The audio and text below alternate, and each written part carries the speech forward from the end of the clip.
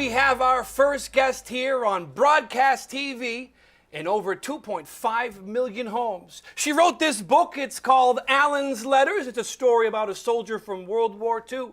Please put your hands together for author Nancy Rial. Welcome, Nancy. Thank you. Thank you for coming here tonight. Now, you wrote this book. It's called Alan's Letters. Now, obviously, this is a story about letters from a man named Alan who turns out to be your uncle.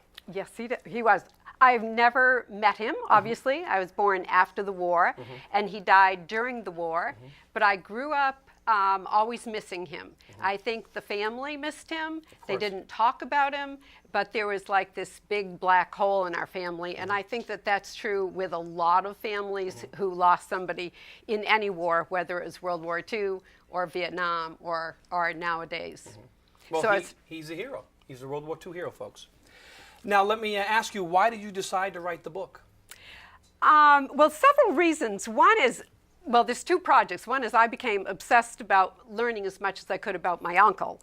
But the other thing is afterwards, I always had this in mind that I would illustrate it and tell as much of his tale as I could, so that younger people, the younger generation, could appreciate that wars are actually won by soldiers and not just by countries, and to appreciate and honor and respect people who have chosen to do that for the rest of the world. Sure.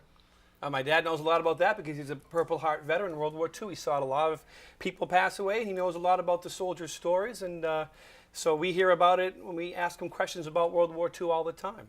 Yeah. Let me ask you now, you went to France because this is where he passed away, correct?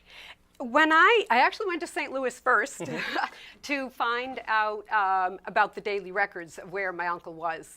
And where did you go to find that? They're in St. Louis. Like a records place or something? Yeah, it's a records place. You have to get clearance, but they're pretty accessible. They were very friendly.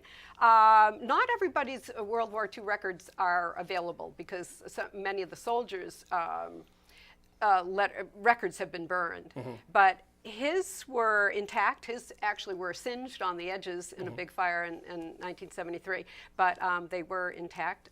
And then I went to St. Louis for the daily records. Once I knew where he was actually sleeping every night, whether it was a field or a farm or whatever nearby, I wanted to do the trail in France for the last 4 months of his life. So.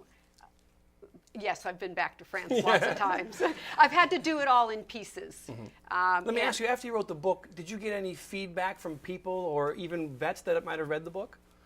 Oh, I've had wonderful feedback, yes. What have you heard? Well, I'll get sad comments like, a little boy would say, oh, my mom read it and it made her cry. Yeah. But then I'll get... I've had just wonderful. It was like, thank you for writing it. It brings him alive for me. It made him like a part of my family for me. And I had somebody that I knew, but I don't know much about him. And what I'm really trying to do is have other people preserve their family records before it's too late. Of course.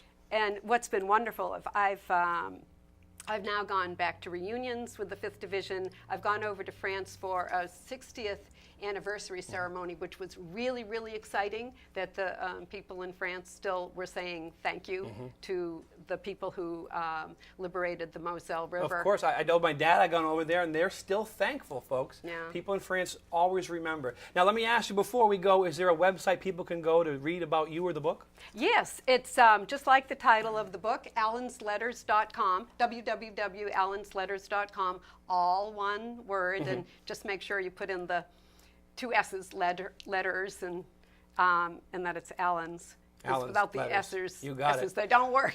All right, folks, there's a reason why they call them the greatest generation, and these records are out there, so we hope you check out Alan's Letters. Ladies and gentlemen, Nancy Rial, thank you so much for coming. We'll be right back right after this.